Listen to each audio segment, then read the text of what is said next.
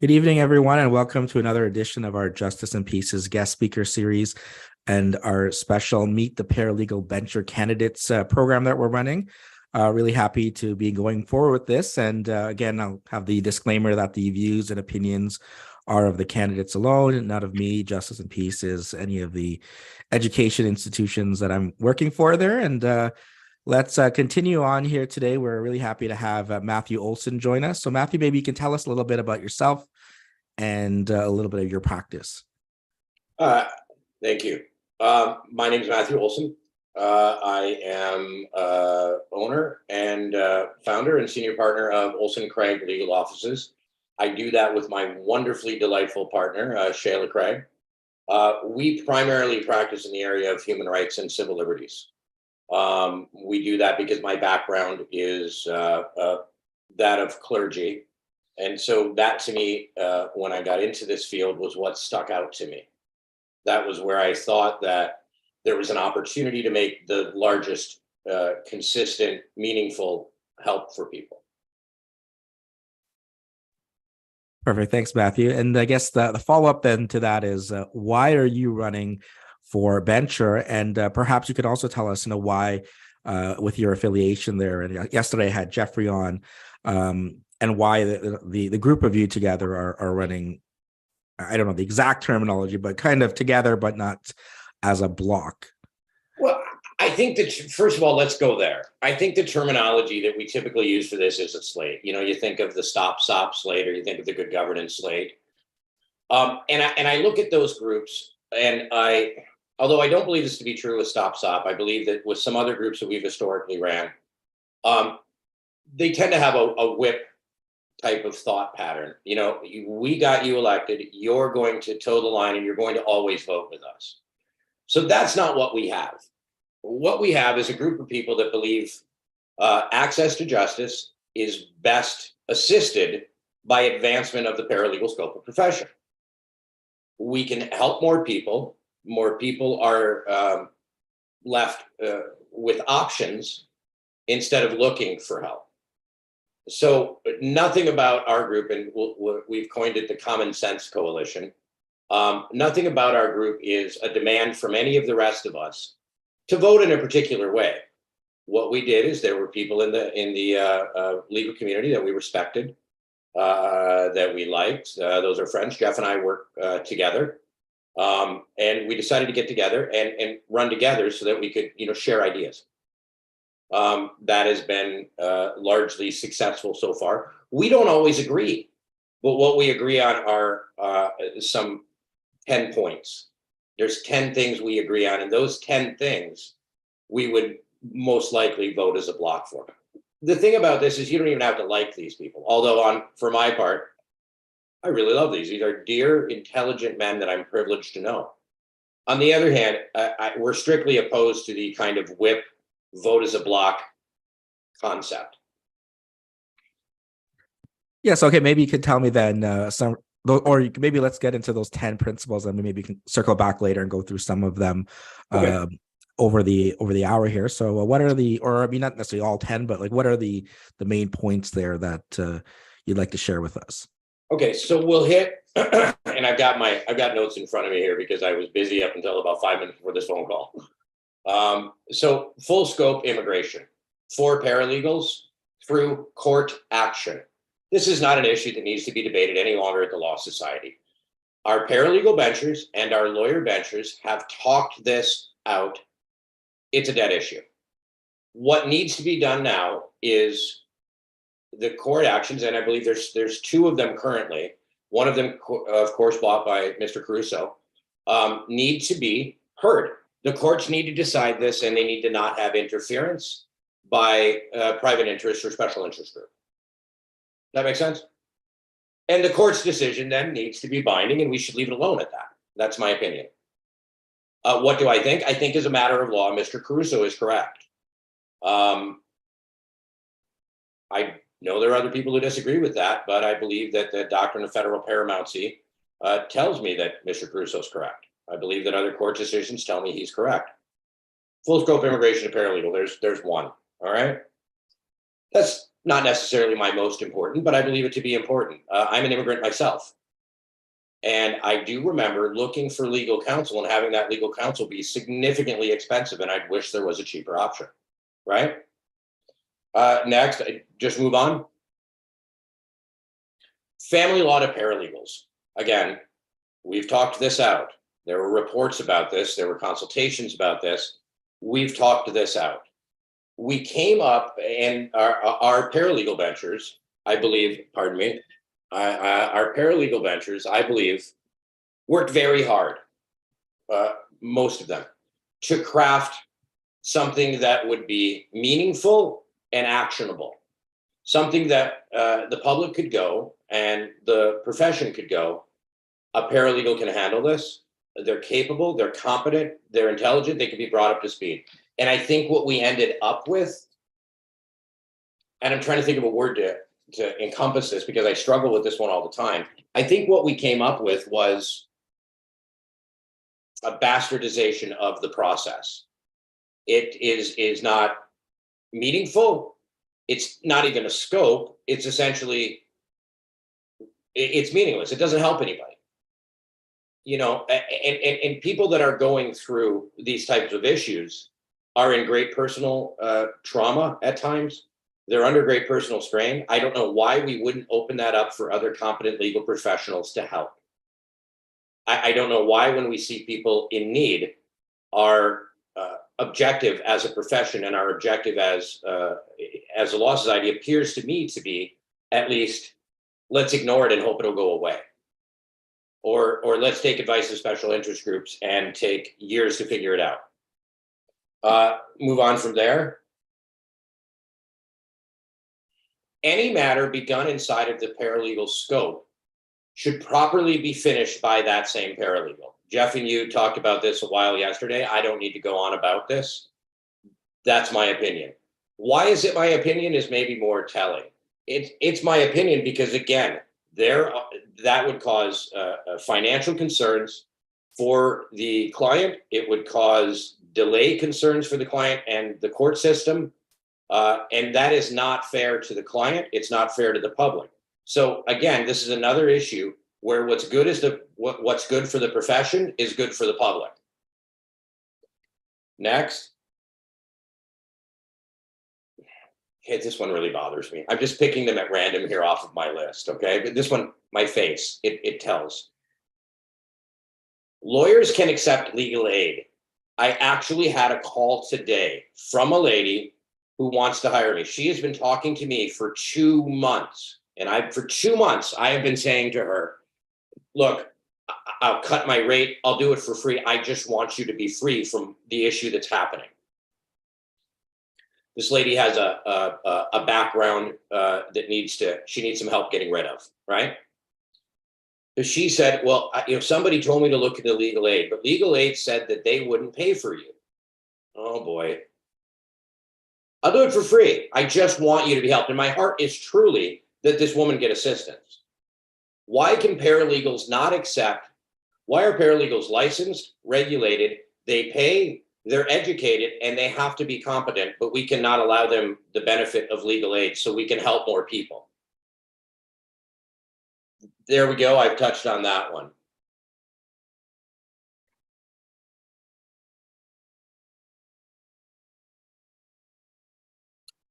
This is a unique idea to me. And I struggle with how to phrase this because I don't want to take too much of your time, but I want to explain it. I am not sure why, when the job of a bencher is that of the public's interest and the profession's interest, and I know we don't say that, but it's certainly the interest is dual. And I realize that technically, and I'm going to take a lot of flack for this, it is not in the interest of the profession. But as anybody in the profession knows, the benchers get calls and they go, hey, why did you do this? Why would you vote like this? So it is a dual purpose role. It is in the public's best interest, but it's also in the profession's best interest. So when I look at this, I am not sure why we've never had anybody just simply open an office. If I get elected, if I'm people's choice, I'm actually going to open an office, a brick and mortar office where people can come, they can sit down, We can hold meetings, we can discuss, where the public can walk in and go, hey, look, I've got this social issue, and here's the social issue, like paralegals accepting legal aid, for instance. Why are we not allowed to do that? Where we can meet with members of the government, people in appointed positions that have sway over these types of decisions, and hash it out. There needs to be an office open for us to walk into and for the public to walk into. And I'm not sure why we've never done that. Does that seem to be a waste of money? I don't think so. I think a greater front-facing environment for the licensees and for the public is something we're missing. A bencher is given a great amount of responsibility and thought a lot of in his community or her community. Why aren't we out there talking to that community? I remember there was some benchers that I tried to reach out to years ago. And there was one bencher in particular, and I don't talk about people, so I'm never going to name names. I'm not. There's one bencher in particular that didn't have time for me. Couldn't reach back out. I called him, I don't know, 6 times in several years to reach out and chat with them. They never had time for me. They had time for me once they heard I was running. We do not ignore the people that vote for us because we're too busy. That's always the wrong way to run it. And I really think that a brick and mortar small office where people can arrange to meet with us would be a wonderful asset to our community.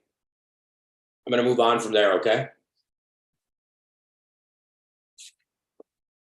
My glasses here. My room's a bit dark. Apologies. I'm going to become really unpopular right now.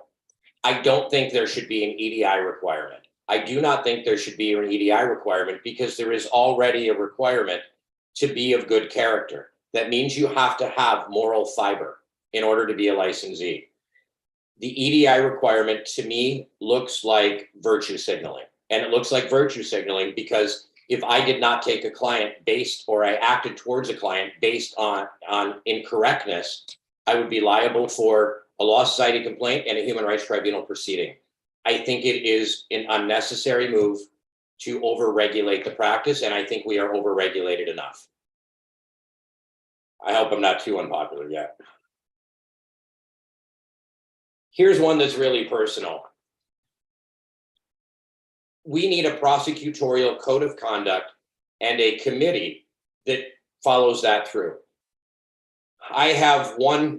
We have many matters that I feel this applies to, but we have one matter that stopped yesterday.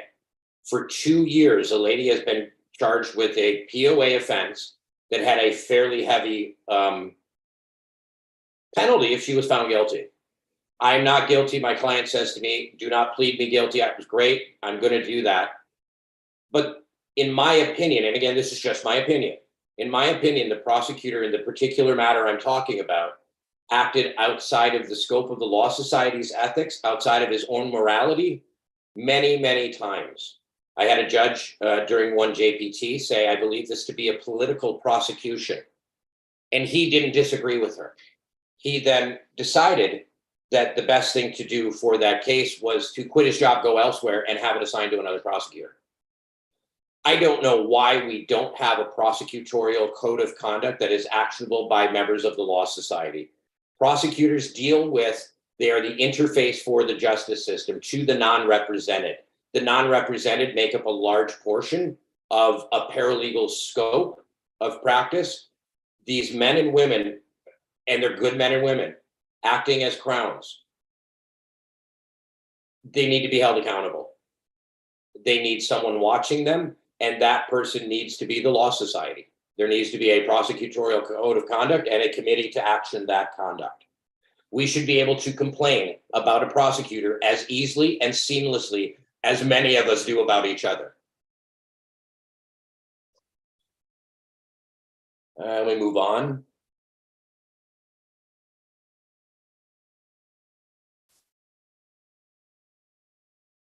Impaired charges to the scope of a paralegal. Let's hit that one next.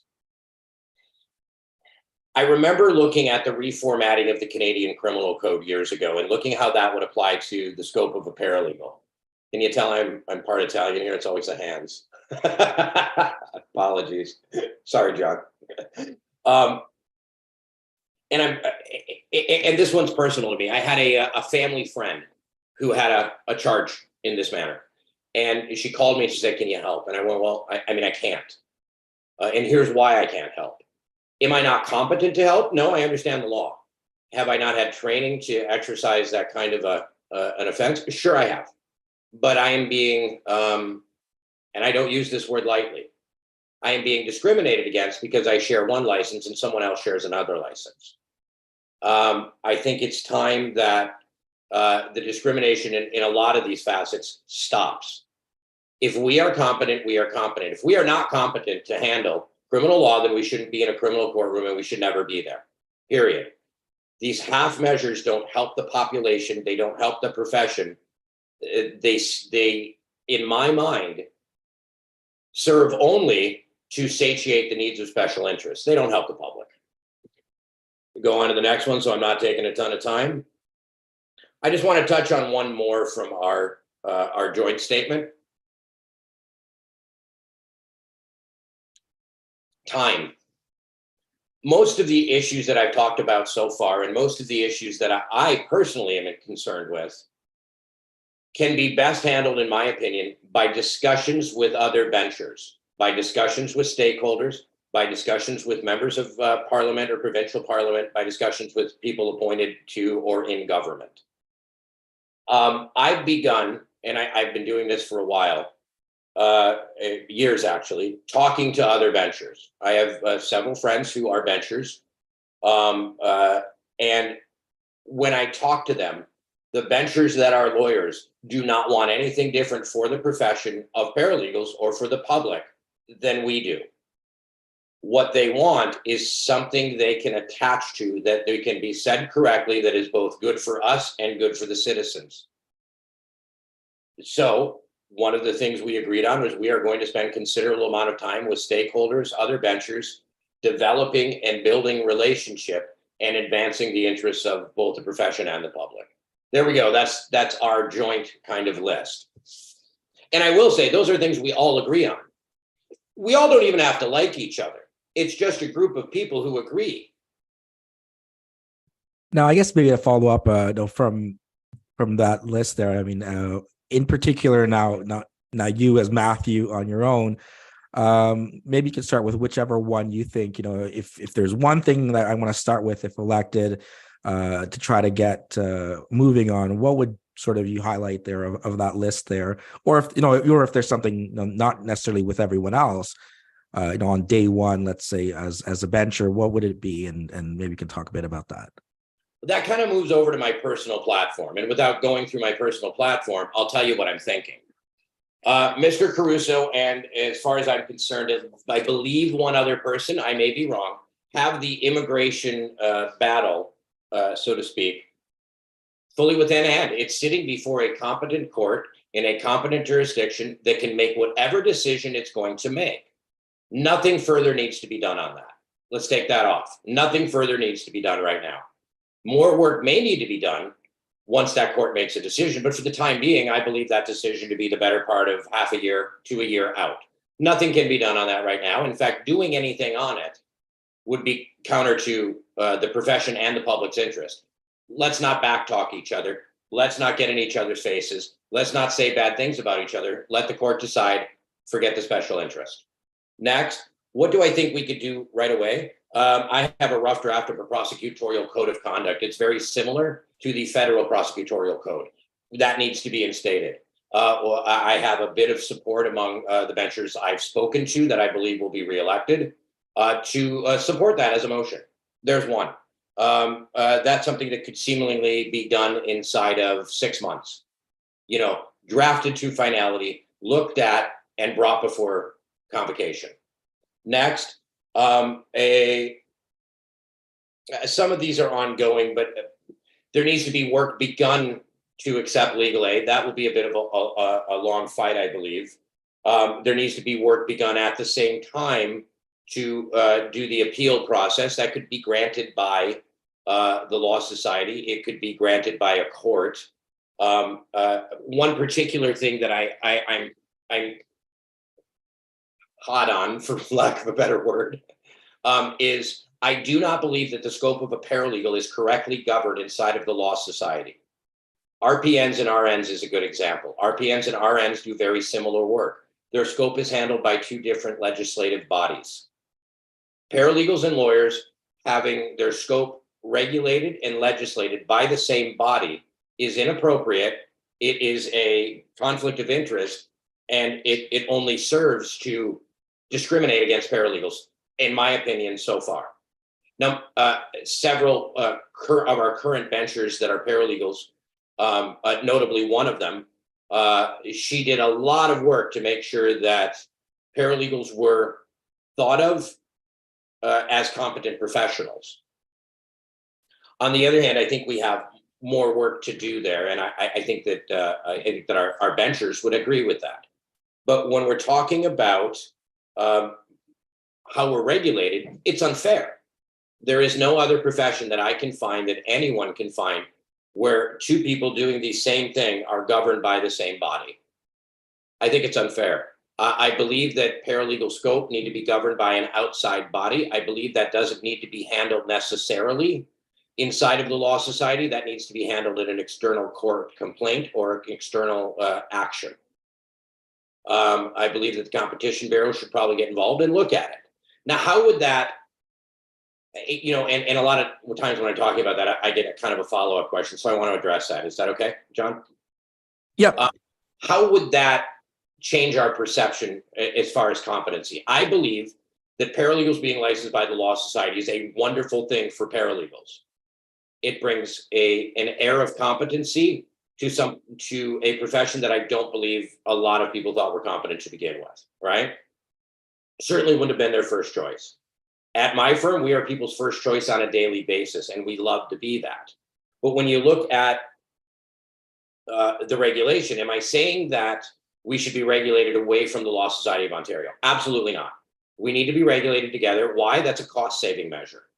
But the decision on scope should be handled outside of that. And I'm going to jump onto another issue real quick, if you don't mind, because they fall in line. There's a little country south of us, and in fact, the country of Canada believes in equal representation under law.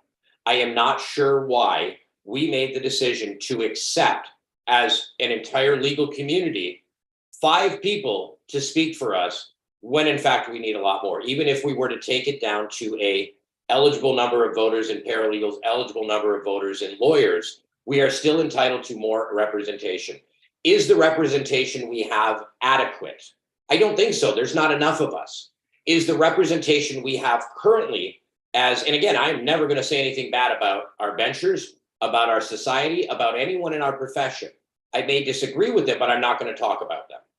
If I had an issue, I'm a full-grown old man.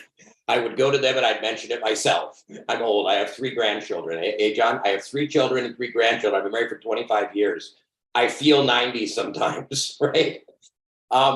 If I had an issue, I'd go speak to them. But they've done some wonderful work, some of them, right? They've done some very hard work. What can we do to move that forward? We're going to continue on what was begun, and we're going to correct the issues that we think are discriminatory. If I were to look at this any other way, and I were to go, an RPN is being, my wife's an RPN. If an RPN was being told what to do by the regulatory body for RNs, well, I would have filed a lawsuit on behalf of my wife already. Why? Because it's not fair. Why are we allowing this to happen? Excuse me. When again, we could go to someone and ask the courts to decide, or ask somebody else to decide. I particularly believe that that is unfair. All right, so let's continue with that, since that's sort of the last point there. Like, so in terms of determining the scope, or I mean, I heard over the last couple of days, electoral reform. I mean, I don't have them. Maybe I should look into the exact numbers of how many licensees are coming out each year, right? Because obviously, lawyers have had like 100-year head start on getting into the profession. I mean, not to say someone practicing from 1917 is still around, but what are the numbers like in 2022? Right? I mean, how many new licensees? I know there was just a post not too long ago of welcoming the new licensees, both lawyers and paralegals. But I mean, maybe that's the number we can sort of look at as, well, if we're looking at, let's say 1,500 lawyers and 1,100 paralegals each year, well, then a difference of 40 to 5 doesn't seem to make sense. And I mean, and on top of that, you also have 8 lay benchers, right? I mean, you have less representation than the general public. Right. So, I mean, it is in what you're saying there, is it something about looking at increasing, the amount of paralegal benchers, or, the ratio in some regard, and then you can still look at some of these issues within the ambit of the Law Society, or some of these issues can just be done by the paralegal bench, like the lawyer benchers shouldn't be necessarily voting on some of those aspects? Or what sort of your vision of how we can get, because I mean, everything else kind of relates to that with scope and some of the other points, right, with relation to immigration, family, etc. What do you propose, kind of how that could be handled, as you say, within the Law Society, but not within the framework we currently have? So particularly, are we talking, we've kind of moved to a few different areas. Are we talking about the number of benchers? Well, I mean, is that part of looking at scope issues, let's say, right? Is that if we increase the amount of paralegal benchers, then can we still look at it in convocation as it sort of currently is constructed, or is that still not what you would propose in terms of looking at what paralegals should be able to practice in with their licenses? So I've had a significant amount of discussions with lawyer benchers, current lawyer benchers, over the last few years. I've yet to run into one of them that I've spoken to after hearing me out for 5 minutes that didn't come to the same conclusion you just came to as a lawyer. Well, that doesn't seem fair. Perhaps there needs to be another way to give it to them. So I think it's two-phasical. First of all, immediately upon getting elected, you start making phone calls, you start setting up an office, and you get to the work of the people that elected you and the people that they represent, being the public. I think my first step in that would have to be reaching out to these benchers that I've spoken to and the benchers that I haven't spoken to, and go, look, here's the issue. Even to get even status, we're going to need more benchers. There needs to be an equal amount of representation for paralegals as there is for lawyers, or the whole thing's and I hesitate to use this word, a setup. If there isn't equal representation, then we're just being patted on the back as a profession. If they're not patting us on the back as a profession, then we need equal representation. I don't think there's anybody that would disagree with that. But how do we action it? Talk to the lawyers. You get the lawyers onto your side. You talk to the other paralegal benchers. You get them onto your side. And then you talk to stakeholders in both government and the Law Society. A motion gets prepared and it gets passed. You don't prepare a motion until you know it will pass. You don't argue about something that you don't think you can win. These are basic components of our profession. I don't take a case that I think I can't help with, right? I'm not running for bencher because I don't believe I can help. I believe there is a process through negotiation, through in part litigation, through in part asking governmental players to intervene in what's going on here, where we can accomplish what is good for us and what is good for the citizen and the client, the public. So day one on that one particularly, it bothers me. I would start making phone calls. I would send out an email to the people that I am aware of that support this concept, and I would ask how they would vote and if they are going to support it. I do not have a draft of anything like that yet. I haven't got that far ahead, but it can't be that difficult to draft. It's a motion. We do those every day, right? Then you need to get approval to get that on and go through the process. But action needs to be had. I cannot imagine why we have not done that already. I do not think that this is something that bencher is a job you should sit in and be comfortable in. I do not think it's a job that I shouldn't take your phone call at 10 o'clock on a Saturday night. Why? Because you might have an idea you need to talk about. In my practice, I have a rule. In fact, my wife made me do it. If a client calls me Monday through Friday, I answer the phone. Sometimes that means I'm answering at 10 o'clock. I was a pastor. I'm used to that. Why am I answering the phone at 10 o'clock for a client? Because I want them to be able to sleep. There are people in our profession, there are people in the public that through our own inaction and the inaction of some of our benchers and some of the proportions of the Law Society, are not sleeping well at night. We have the ability to ease people's suffering, and we're ignoring them. So why am I going to answer the phone for you at 10 o'clock on a Saturday? Because although you didn't vote for me, you are a member of the public, and you may know something I don't know. You may have a connection I don't have, and I want to hear you. And John, I don't know you. We just met today, but I'd probably answer the phone for you. You seem like a great guy. But why would I answer the phone for anybody? I don't care if they voted for me or not. My job is to represent, as a bencher, the public and the profession. And I cannot do that if I won't talk to them. There are ideas that I cannot possibly have, an insight that I cannot possibly know. A bencher is a person, in my mind, very similar to a father or a wife, or I'm sorry, a father or a mother or a member of the clergy. That's my experience, right? That is backed up by a team of people that are much stronger, much wiser, and more connected than they are. So why answer the phone? Because I'm not all knowing, because I'm fallible and I'm human and I make mistakes, but my intention is to do everything I can to ease the suffering of those in the public and the profession. I'm talking too long. Go ahead, John.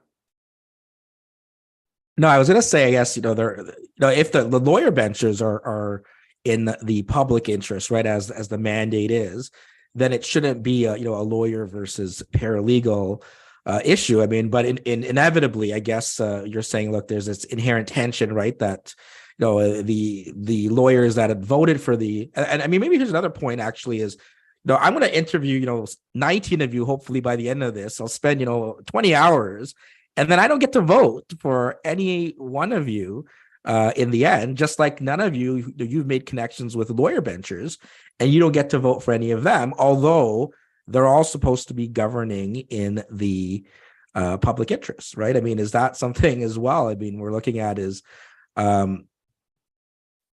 difficult, given that that there is sort of that pressure from those who elected you, being lawyers or paralegals, of your duty to the profession, as well as advancing maybe the interests of that particular group. See, but I want to say this correctly, okay? I don't want to get a lawsuit tomorrow morning or somebody calling me going, you're an idiot. Let me choose my words. I have yet to speak to anyone who holds the office of a bencher as a lawyer, or who is running for the office of bencher as a lawyer, that disagrees with me. The divide we're sold is being sold to us. I have yet to speak to a lawyer in good standing, in a good position, who is a decent advocate and a bencher or notable, who would disagree with what I'm saying. I do not believe that the lawyer benchers want to fight us. It is not my experience. I expected it to be my experience, John. It is not. And I didn't think about this campaign last month and decide to enter. I've been thinking about this for a year and a half. Why a year and a half? Because there is a lawyer bencher who is a dear friend of mine who took me in and went, think about what we're saying here. They don't disagree with us. I was at a meeting for a bunch of people that are running for bencher as lawyers several months back. They don't disagree with paralegals advancing. They don't think it's an argument. They're not opposed to the public's interest. They're actually on the same page. I think we're being sold a lie, and I don't know who's selling it. Lawyers and paralegals don't argue. We talk to each other, we analyze what we're doing, and we look for good. We look for ways to help. I think we're being sold a lie, John. So then in terms of, I guess, that scope there, right? I mean, whether it's this family law license that, yesterday, Jeffrey was saying, well, hey, if you're already licensed, whether it's in, small claims or landlord tenant or whatever the area you're practicing as a paralegal, and then you pick up another area, you have to, we have rules of professional conduct, right? You got to be competent. So is it as simple as, we start having more continued professional development and the education and experiences gained through mentorship and through this, or is there still a need for, in the areas that you didn't go or you weren't tested on your licensing exam on, to have some kind of transition to then open those areas up? Because I mean, the counter argument, as always comes up, is a lack of education could lead to more issues of competence and disciplinary proceedings, and the public interest is not done in good hands if someone, whether it could be a lawyer for all we know as well, that represents someone in an area that they're not competent in, does a terrible job. Let's say immigration, they don't get their status, and they're holding the profession collectively kind of responsible for that. So what would you say, if we look at ways of, let's say, whatever the scope is that we've been talking about, of ensuring that's not the result of that? Okay. So first of all, and Jeff hit on a good point yesterday. Jeff was very articulate yesterday. I really enjoyed that, to be honest. If we have to be competent and we can't take something where we would cause our client injury, we have to know what we're doing. Well, first of all, I don't think there's very many of us that would actually take something we don't know what we're doing. I apologize, but we're not sniveling buffoons in need of money. We are privileged to be part of this profession. We are privileged to help people, and most of us take that very seriously. So how do we work that out? I got an amazing idea for you, John. I got two of them, actually. One's going to be a question for you. I'll get to that in a second, but here's an amazing idea. How about free CPDs to increase competency? Those CPDs are offered twice a year by the Law Society in person. What a weird idea. Let's spend the money that we give to the Law Society. Don't get me started on money that paralegals give to the Law Society. On the other hand, I believe the Law Society does a wonderful job for the most part. I think we need some fine tuning. Why don't we take some of the money we're spending and take some of our time and teach our colleagues how to do something that would help the public's interest and help their own pocketbook at the same time? It's like I'm reaching for a basketball over here, John. It's an amazing idea. Here's another idea. Why don't we put our hands out to other licensees, lawyers or paralegals, either way, can be hurting, can need assistance, can need to be brought up and trained more. Why don't we put our hands out to each other and lift each other up? That's what would be good for the public. Would it be good for the profession? I happen to think that when we rise, we all rise. I happen to think that when we fail, we all fail and the public hurts. And right now, the public is literally at times on the telephone with me, crying out for help, and I can't give it to them. I send them to friends, I send them to legal aid, I send them to pro bono agencies, and they're not getting the help they need. Why can't I help them? I'm not competent. I didn't take that. You know what the thing is? I spent, I don't know, 100 plus hours in school to do human rights law, and that's all I do. Period. We've got several successes in that field, and that's all I do. So for sake of 100 hours, I wonder if we couldn't be made at least minimally competent in these other areas, and the members of the public could stop hurting. We are supposed to be a more affordable idea than lawyers. For the most part, I think we meet that. But we meet that in part because we bring ourselves up to speed. Why don't we offer free CPDs? Here's another idea. Here's the second part of my answer. Okay, John? So we just met. I'm going to put myself on the spot here. John, if the Law Society let me practice family law and I came to you with 2 clients in family law that desperately needed help, but all I needed was to spend 40 hours with you on the file, would you let me come spend 40 hours learning from you for those 2 files? No, assuming if I was well versed in family law, then why not, right? I mean, and why would you, John? Because A, it's good for you, B, it's good for me, and it's good for people.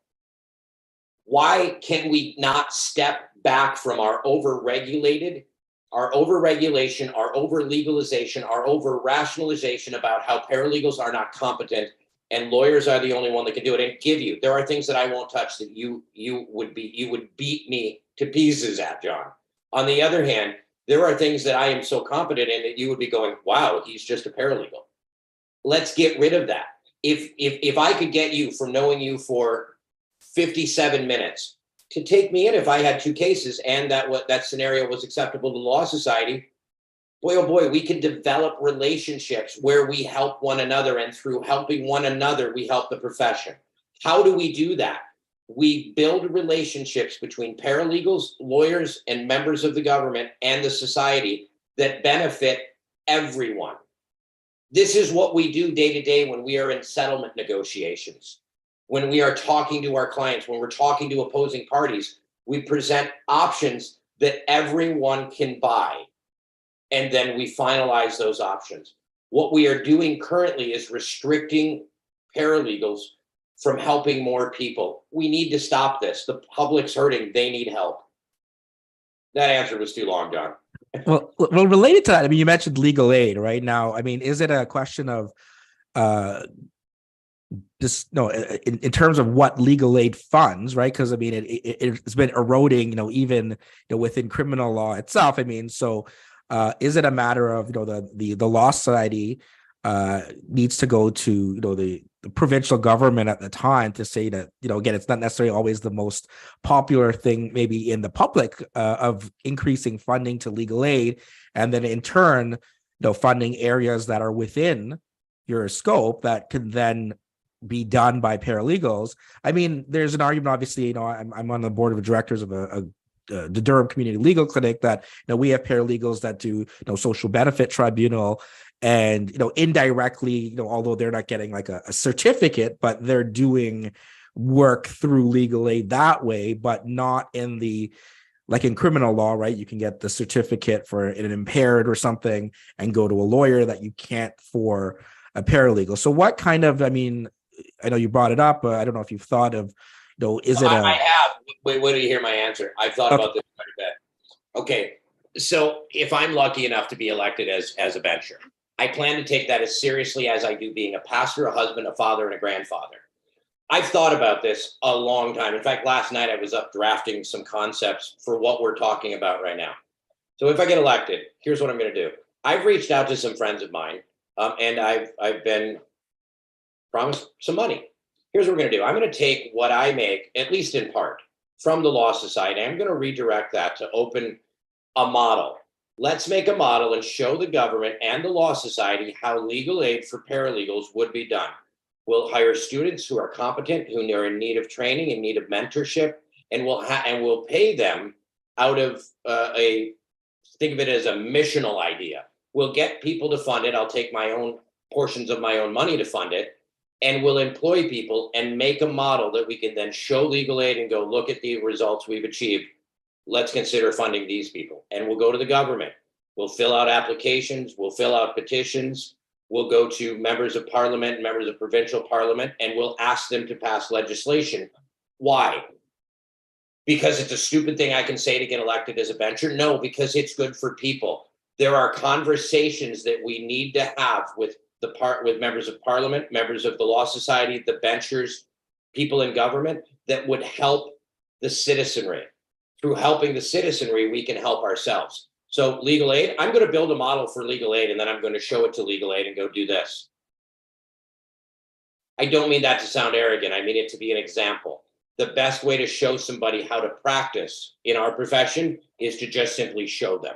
Hey, here it is. It's on paper. Here's what I've done. Here's the results. Here's the model. Here's how we get there. Let's show them how to get there. I don't believe that the government, the benchers, the Law Society are opposed to paralegals or opposed to the best interests of people or the profession. I believe that we haven't showed them.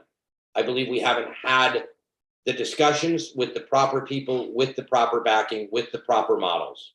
I'm talking too long again, John.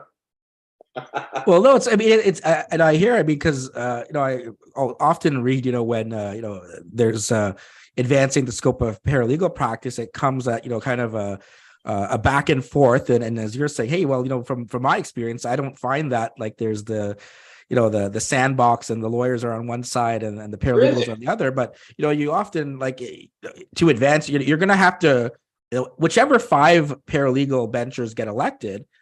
Well, you're going to have to come in and we don't know if, it could be a coalition on one side, a coalition on the other side. It could be, 20 and 20. It could be a bunch of independents, but you're going to have to work with 40 lawyer benchers and 8 benchers from the public.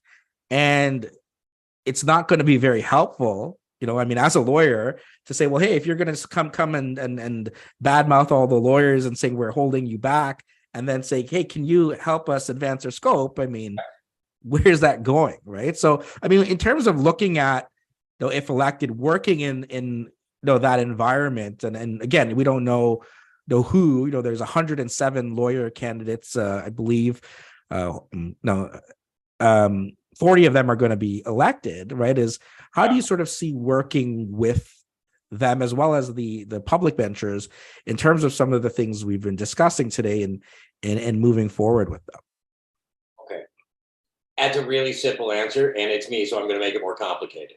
But super simple. One word: relationship.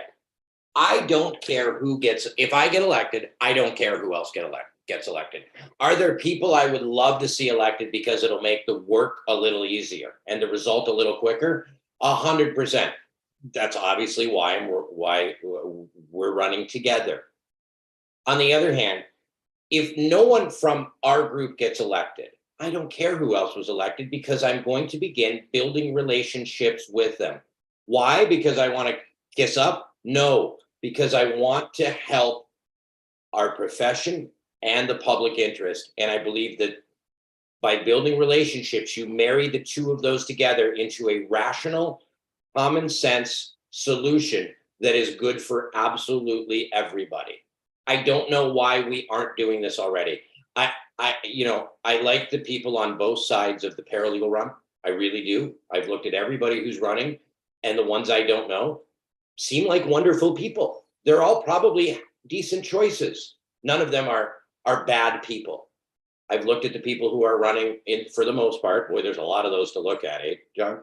On the lawyer side, the ones I know are wonderful people. The ones opposed to the ones I know, I've had conversations with them too. They're also wonderful people. The partisanism is our problem. It is what is making us divided.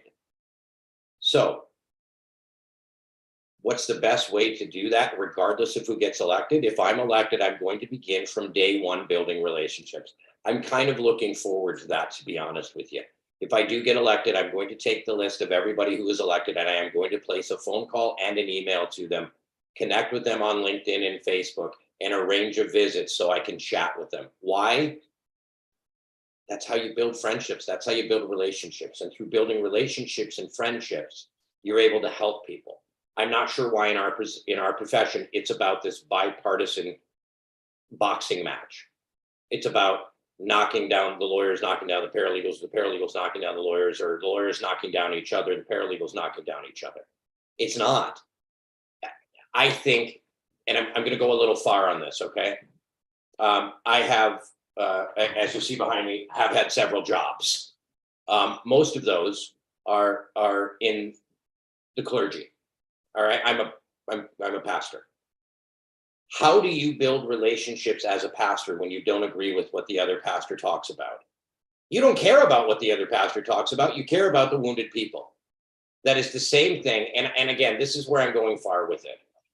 And I'm going to be out there, and some people are going to think I'm crazy. I had to be called. I had to have a purpose to be married to my wife. It had to be a calling for me. We had children, and the way we had children, well, they just came. We didn't plan on them. But those children were a purpose. It was something in my life that I was going to be entirely focused on because I believed it to be a calling. My marriage is a calling. My children are a calling. My grandchildren are a calling. As a pastor, of course, I believe I am called. Call that whatever you want. Call it God complex, hero complex, or I want to go fix people. I believe it to be a calling. Let me tell you something else. As a bencher candidate, I believe the office of a bencher to be a calling. Why am I saying this? All of those things in my life are sacrosanct or sacred. You need to be called to do those things. When you are not called to do those things, it is very obvious to those people who are relying on you for help.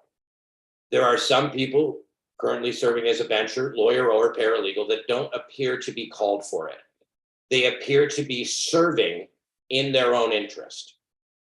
That's not what I'm going to do.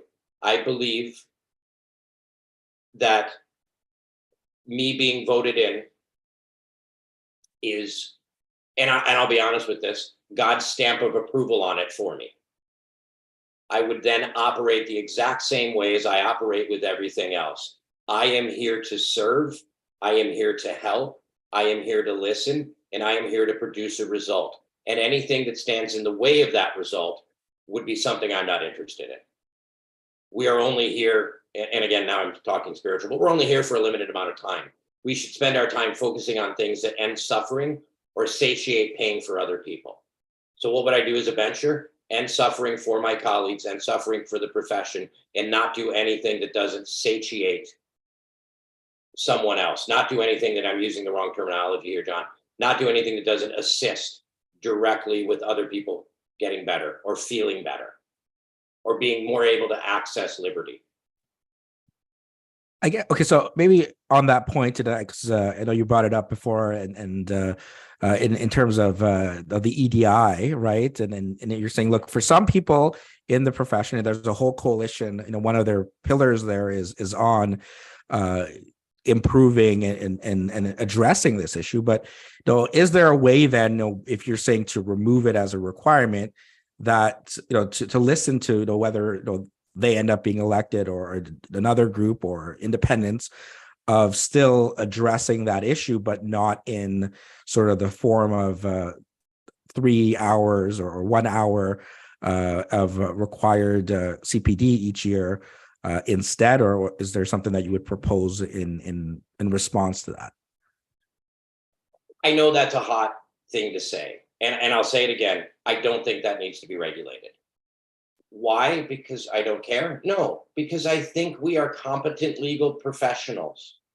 We have good enough moral fiber to be licensed. How do we maybe integrate that to those that have a hard time with it? Let's let them take it. I'm not saying don't offer it.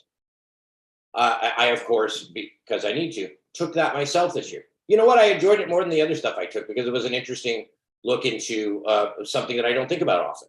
It helps enhance my verbal skills. It helps get the brain kicking, right? Let's offer it. Let's not legislate it. When we legislate it, people stand against it, and we make it harder to normalize people's moral fiber. We make it, when we make it an issue, it becomes an issue. When we don't make it an issue, it's not an issue. When my kids were young and I asked them to clean their room, oppositional defiance disorder says that they're not going to, or they're going to delay.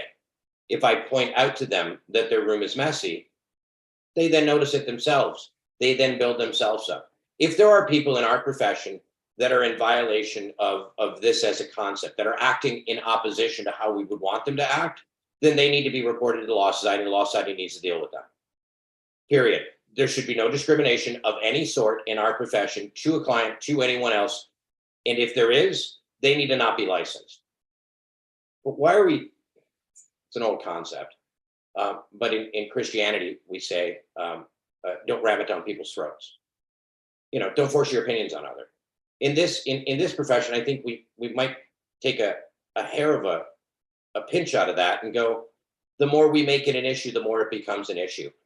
And I know that my experience is probably limited, and there's other people that would say differently. But in my experience, I've never run across anybody who I didn't think was well-versed in this. And I realize I'm saying that and I look like this, but I haven't heard stories from other people that would tell me I'm wrong. Now, I could be wrong. And to be honest with you, the removal of EDI isn't my biggest point. My biggest point is ending suffering, and we can end suffering by advancing scope and making people more competent. So what do I think about that? Offer it. Don't force it down people's throats. Don't make it necessary. Because if we trail down the path of it becoming a have to, there are a lot of other things that become a have to, or could become a have to. I think we can rely on the moral fiber of licensees in the place of do this or else.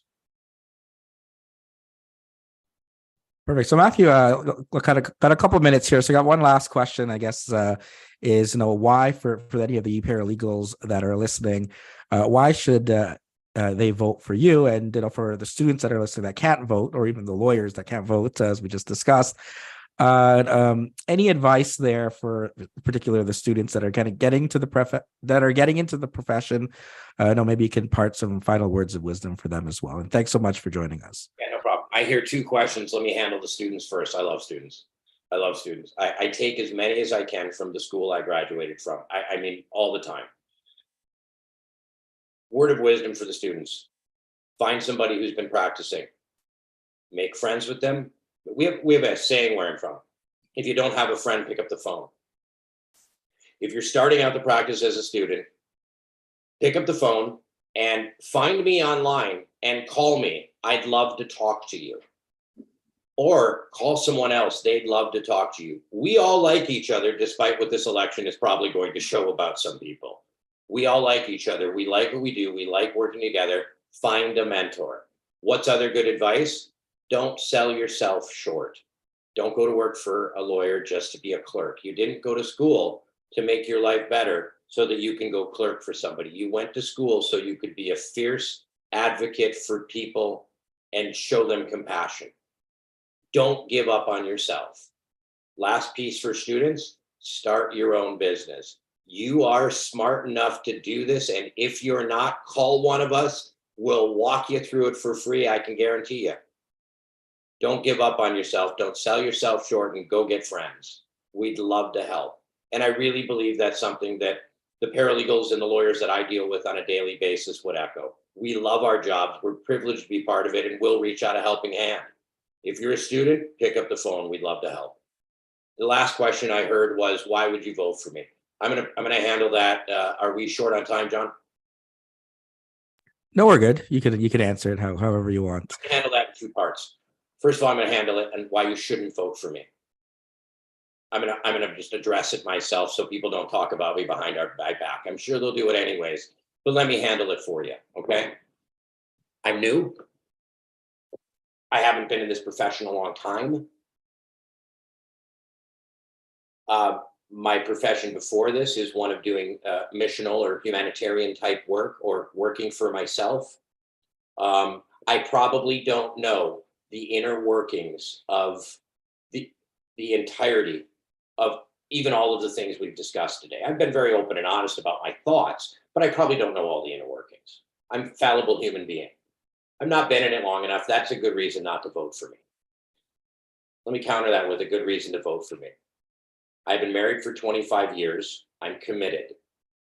I'm a fierce advocate for our people, for our clients, and even people that aren't our clients. I have 3 children, 3 grandchildren. I'm stable, loving, compassionate, and a member of the clergy. Both of those professions are exactly the same verbatim. I do the exact same thing in both professions. One of them I do in a courtroom. The other one of them I do in a room by myself in prayer.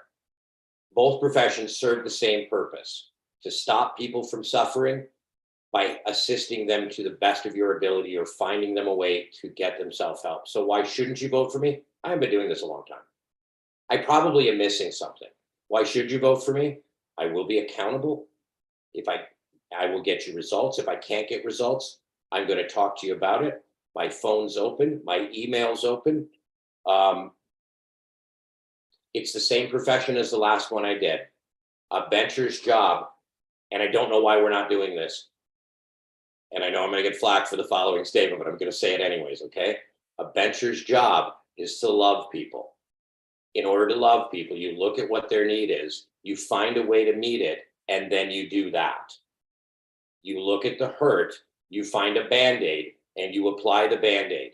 And then later you come back to them and go, is that Band-Aid fit? It's time to take it off. What am I saying? I've said a lot of things today, John, and I appreciate the opportunity. What am I saying? I'm in the same profession as I was before. We are in a profession of providing compassion to our clients. I know providing compassion. I know negotiating. I know speech, and I know building relationships because I've been doing that my whole life. That's been the focus of my adult life. And what we need right now, in my opinion, as a bencher, isn't so much a litigator as it is a bridge builder. I've got a good track record as a bridge builder. I want to add one other thing, John. Do you mind? My number is available online. please call me if you aren't sure who to vote for. If you don't like me, if you do like me, I want to talk to you. I want to hear what your priorities are. I want to take those priorities. I want to chat with you about them, and I want to figure out how we can get that done once I get elected. My concern is your concern. My concern is the people of this province getting more access to justice and building bridges between lawyers and paralegals, lawyers, paralegals, and the government, the Law Society and its licensees. My phone's open. I'd love to talk to you. And that's what I'm going to do as a venture. I think I covered all of it, and I'm probably going on too long, John. Well, Matthew, thanks so much for joining us and sharing about everything there. And certainly, if anyone wants to reach out to him, as he said, you can feel free to continue. We'll continue with this again tomorrow. Actually, it's at 6:00 tomorrow. And again, hopefully everyone gets a chance once we're finished talking to hopefully all of the candidates to hear more about what they're wanting to bring forward, and that you can make your choice next month accordingly. All the best, Matthew. Take care, everyone. John, it was a pleasure meeting you.